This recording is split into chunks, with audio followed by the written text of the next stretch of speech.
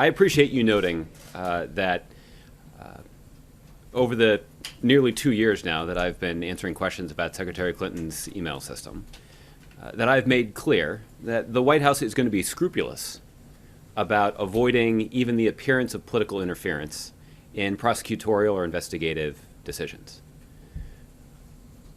And that is a posture that I won't change, and is a posture that speaks to the kind of institutional responsibilities that are vested here in the White House, which is preserving the independence and integrity of independent investigations conducted by the Department of Justice. Now, you raised a question about some of the decisions that have been made to communicate information about those investigations to the public. And what's true is, Josh, is that I don't have any independent knowledge of how those decisions were made. I don't know what factors were considered, dating all the way back to July, when Director Comey announced the results of the investigation and spoke at length to the public about his decision not to prosecute Secretary Clinton. Included in that news conference were some rather harsh condemnations of the way that Secretary Clinton handled that situation. Director Comey also testified before Congress at some length, on camera, under oath, about the investigation. And some of that testimony provided fodder to Secretary Clinton's critics. Over the course of the fall, we've seen the FBI move forward in providing other investigative information, 302 forms and other documents, to Congress. And the fact is, my lack of independent knowledge about that decision-making prevents me from weighing in.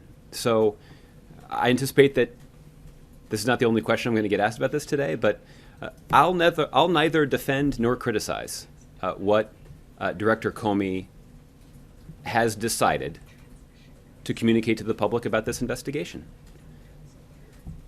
What I will say is that the Department of Justice in our democracy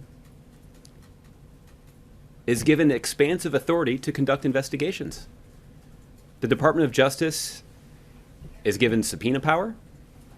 They're allowed to compel witnesses to testify.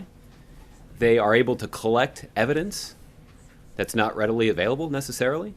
They're even allowed to impanel a grand jury. Those are substantial authorities. It's important in the mind of the president that those authorities are tempered by an adherence to long-standing tradition and practice and norms that limit public discussion of facts that are collected in the context of those investigations. And there are a variety of good reasons for that.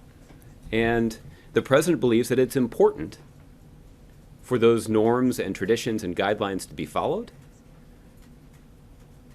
Were they in this case? Well, again, I think you'd have to, I know that there's been a lot of discussion about this. And by discussion, I mean a lot of public reporting based on a multitude of anonymous sources at the Department of Justice. The president believes that there are a set of significant institutional responsibilities that officials at the Department of Justice and the FBI must fulfill. The good news is the president believes that Director Comey is a man of integrity, he's a man of principle, and he's a man of good character. That presumably is the reason that President Bush chose him to serve in a senior position at the Bush administration's Department of Justice. These same character traits are what led a strong majority of Democratic and Republican senators to confirm him to this job. These are the traits that led the president to select him to be the director of the FBI. And these are tough questions.